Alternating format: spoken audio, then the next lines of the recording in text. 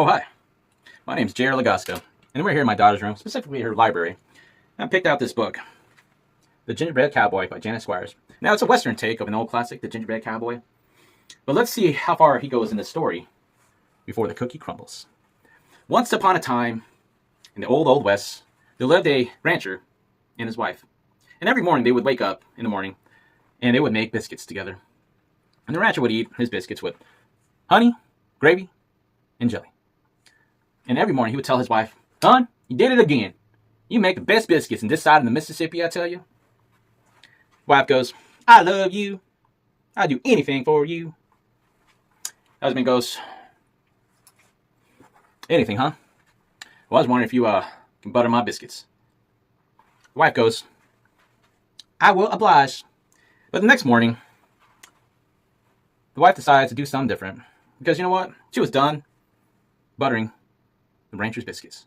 So she started mixing different dough, but not just any dough. She started mixing gingerbread dough. So as she's mixing and mixing and mixing, and then she plops the dough, and she flattens it and rolls it.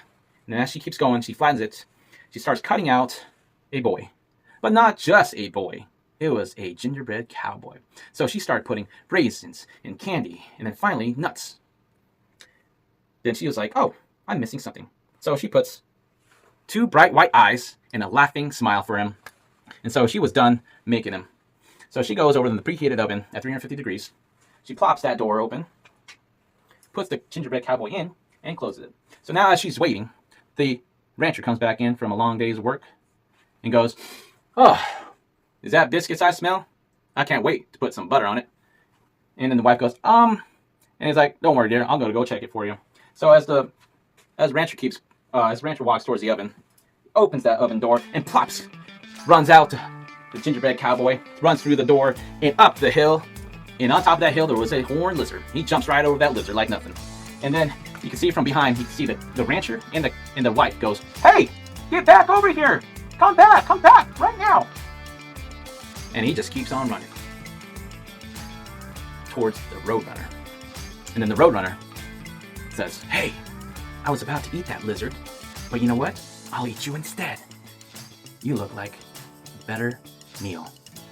Then Gingerbread laughs. "Ha ha! Giddy up as fast as you can. You can't catch me because I'm the gingerbread man."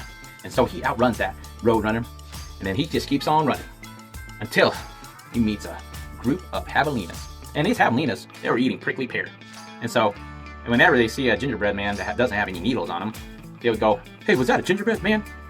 He's like, "Yeah, I think so. Well, yeehaw, boys, let's go get him because I'm tired of eating these prickly pears." And the gingerbread man would laugh and go, giddy up as fast as I can because you can't catch me because I'm the gingerbread man." So he was running away from these javelinas and they did not catch him one bit. And then as he was running, he ran into a herd of longhorn cattle. And then those longhorn cattle, they wanted to catch up to him so badly because he looked tasty because they were done eating grass. And then the gingerbread cowboy goes, giddy up as fast as I can. You can't catch me because I'm the gingerbread man." And as he was running away from that herd of longhorn cattle, and then right in front of him were cowboys. And those cowboys goes, "Boys, there's some stampede going on. Watch out." And then they would see the gingerbread cowboy run right past him. It's like, "Boys, there's a gingerbread cowboy right there, I tell you." It's like, "What? I'm hungry. Let's get him." So as he was running away from those cowboys, he would go, giddy up as fast as you can because you can't catch me because I'm the gingerbread man." And he would run. He would run in his boots. His boots could carry him. And he was going down the cavern and down through the hills and down through the cliffs. And down at the bottom of the ravine, he would see a napping coyote.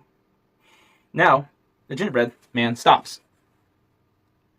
He stops running, looks at the coyote and goes, "Well, I've already outran the rancher. I've already outran a roadrunner. I've already outran javelinas, cattle, and also cowboys." And he looks right at the coyote and goes, "I bet I can run from you too." And then that coyote overhears her, looks at him, wakes up, turns the other cheek, looks at the gingerbread man and goes, "I'm not going to chase you." And keeps walking away. And then he stops and goes, "But all those folks are right behind you. They want to catch you still."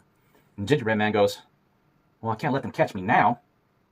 The coyote goes, "Well, you can always get on my back and I can help you cross that river right over there. Then it can't really get you now. It's like, you know what? You're right. So, the gingerbread cowboy gets on the coyote's back. And as they splash into the water, swimming, the gingerbread cowboy was about to fall. Coyote goes, hey, you better get on my back and hold on. And as he was holding on, he looks back and sees the rancher. He sees the roadrunner. He sees the javelinas. He sees the cattle. He sees the cowboys. And then the rancher's wife. She takes out her lariat, puts it into a lasso, tries to lasso in the gingerbread cowboy. Ha ha ha ha ha! The gingerbread laughs. They missed me, the gingerbread said. And then all of a sudden, the coyote goes, but I won't. And as he says that, he tossed him up like a pancake up in the air, gulps him once. And that was the end of the gingerbread cowboy. So, the moral of the story is, do not be overconfident and don't trust coyotes. And with that, I end my story. Thank you.